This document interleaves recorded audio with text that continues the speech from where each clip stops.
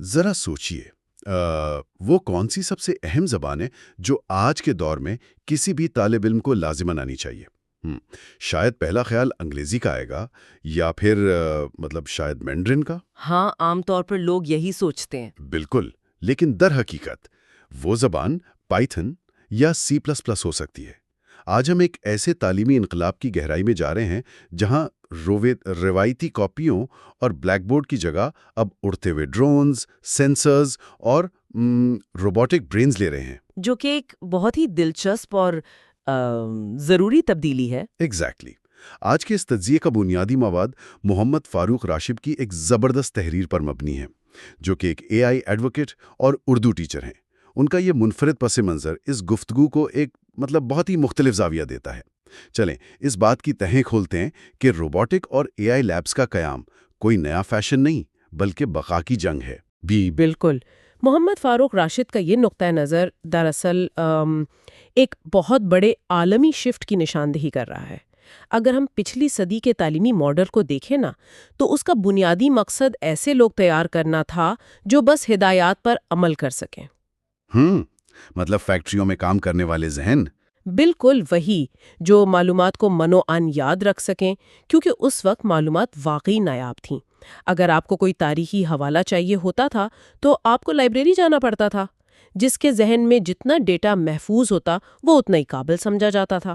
وہ تو ہے، لیکن آج تو وہ سارا ڈیٹا ہر انسان کی جیب میں موجود ہے، مطلب ہمارے اسمارٹ فونز میں۔ ایگزیکٹلی۔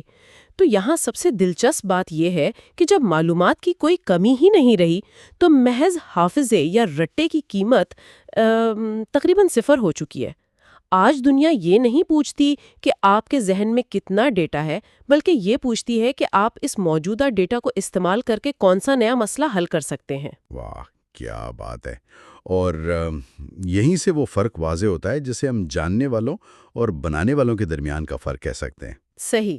میرا مطلب ہے رٹے کے نظام کو ہم ایسے دیکھ سکتے ہیں جیسے وہ ایک فیکٹری ہو جو ایک جیسی پروڈکٹس بنا رہی ہے، لیکن جدید اسکول تو ایک موجد کے گراج کی طرح ہونے چاہیے جہاں بچے اپنے ذہن کا ایک نیا آپریٹنگ سسٹم بنائیں۔ کیا ہمارا وہ رٹا سسٹم اب بالکل ہی بیکار ہو چکا ہے؟ میں بیکار تو نہیں کہوں گی، لیکن وہ بدلتی ہوئی دنیا کی رفتار کا ساتھ دینے میں بری طرح ناکام ہے، اور اس نئے آپریٹنگ سسٹم کو بنانے کے لیے ہمیں کچھ خاص ٹولز درکار ہیں۔ اسی لیے ہم ان 3 بنیادی لیبارٹریز کی طرف آتے ہیں جن کا ذکر تحریر میں ہے۔ سب سے پہلے روبوٹک لیب۔ ہاں، وہ لیب جس میں بچے موٹرز اور تاروں سے کھیلتے ہیں۔ وہ محض کھلونے نہیں ہے۔ جب ایک طالب علم آرڈیوینو جیسی کٹ پر کام کرتا ہے تو وہ دراصل ہارڈ ویئر اور سافٹ ویئر کے درمیان بات چیت کروانا سیکھ رہا ہے۔ ایک آرڈیوینو کو آپ ایک چھوٹا سا ڈیجیٹل دماغ سمجھ لیں۔ اچھا، ڈیجیٹل دماغ؟ جی، اور اس کے ساتھ بچہ ایک سینسر لگاتا ہے جو اس دماغ کی آنکھ بن جاتا ہے۔ اب وہ بچہ کوڈ کے ذریعے بتاتا ہے کہ اگر سامنے کوئی رکاوٹ آئے تو پہیوں کو الٹا گھما دو۔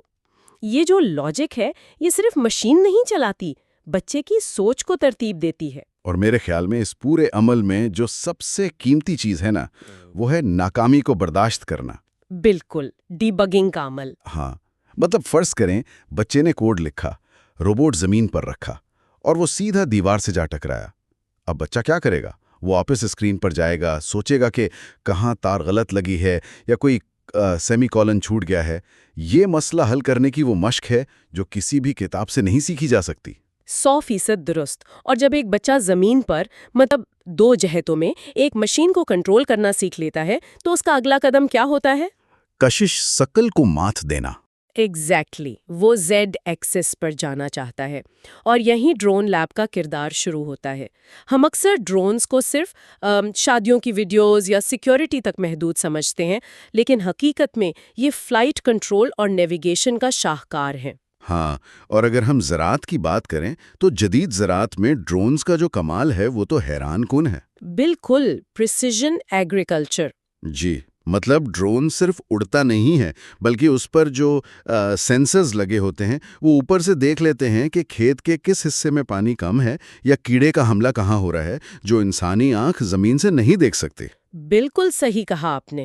جب ایک طالب علم کو یہ سمجھ آ جاتی ہے کہ ایک چھوٹا سا اڑنے والا آلہ کس طرح ملک کی غذائی پیداوار بڑھا سکتا ہے تو اس کا کینوس بہت وسیع ہو جاتا ہے، اور اس کینوس میں رنگ بھرنے کا کام تیسری لیب کرتی ہے، یعنی اے آئی لیب. آرٹیفیشل انٹیلیجنس جس کا آج کل ہر جگہ چرچا ہے. ہاں نا. روبوٹکس اور ڈرونز تو فزیکل مشینیں ہیں، لیکن اے آئی لیب میں ہم باقاعدہ سوچنے والی مشینوں کی بات کر رہے ہیں. جیسے مشین لرننگ میں ہم مشین کو پروگرام نہیں کرتے، بلکہ ہم اسے بے تحاشا ڈیٹا فراہم کرتے ہیں اور وہ پیٹرنز خود تلاش کرتی ہے. جیسے بیماریوں کی تشخیص میں ہوتا ہے نا. بالکل.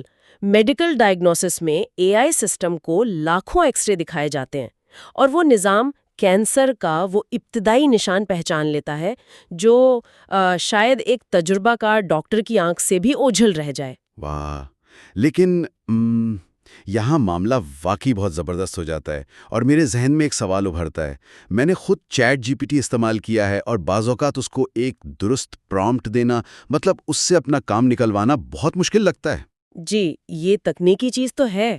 تو ہم یہاں کلاس 6 سے 10 تک کے طلباء کی بات کر رہے ہیں. ایک 12 سال کا بچہ جو شاید ابھی الجبرا سیکھ رہا ہے، اس پر فلائٹ کنٹرولرز اور مشین لرننگ کا بوجھ ڈالنا، کیا یہ بہت زیادہ ایڈوانس نہیں ہے؟ یہ بظاہر ایک بہت منطقی تشویش لگتی ہے آپ کی، لیکن اگر ہم نیورو سائنس کو دیکھیں تو نو عمری کا یہ حصہ وہ وقت ہوتا ہے جب ذہن سب سے زیادہ لچکدار ہوتا ہے. اچھا، مطلب وہ جلدی سیکھتے ہیں. ایگزیکٹلی.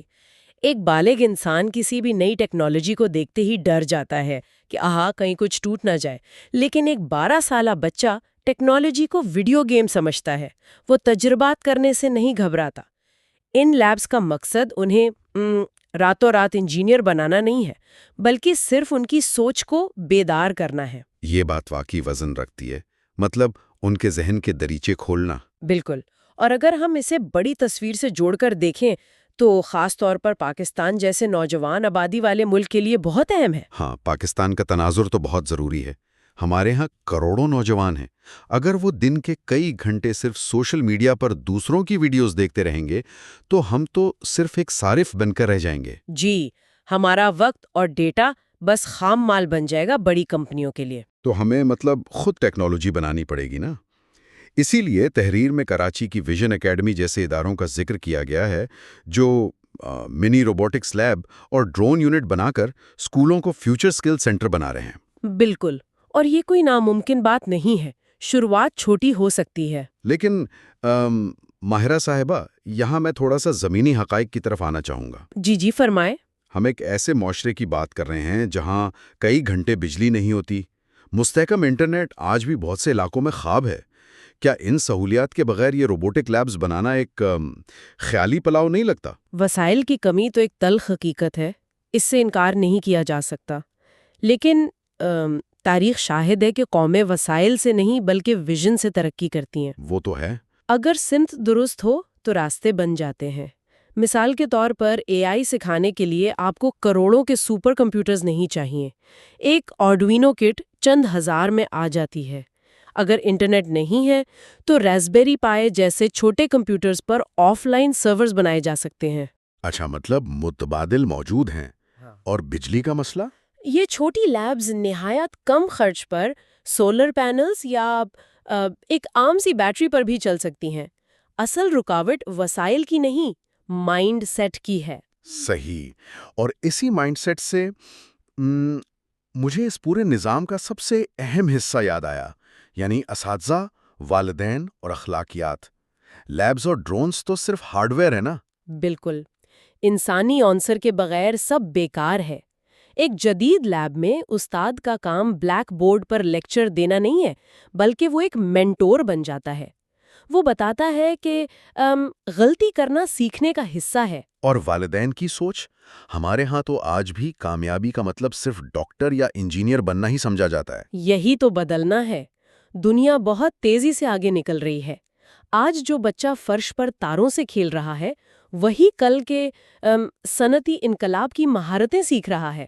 والدین کو ان کی حوصلہ افزائی کرنی چاہیے. تو اس سب کا مطلب کیا ہے؟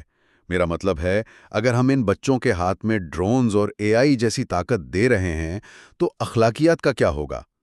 اخلاقیات کے بغیر ایک نوجوان کو یہ طاقت دینا بالکل ایسا ہے جیسے کسی کو ایک انتہائی تیز رفتار گاڑی دے دی جائے جس میں بریک ہی نہ ہو۔ یس ایگزیکٹلی یہاں ایک اہم سوال پیدا ہوتا ہے جو آپ نے اٹھایا۔ ٹیکنالوجی تو غیر جانبدار ہوتی ہے۔ ایک ڈرون فصلوں پر کھاد بھی ڈال سکتا ہے اور وہ کسی کی پرائیویسی بھی تباہ کر سکتا ہے۔ ہاں، ڈیپ فیک ویڈیوز کی مثال لے لیں، کتنا انتشار پھیلاتی ہیں۔ بالکل، اسی لیے اخلاقیات کو نصاب کا لازمی حصہ بنانا ضروری ہے۔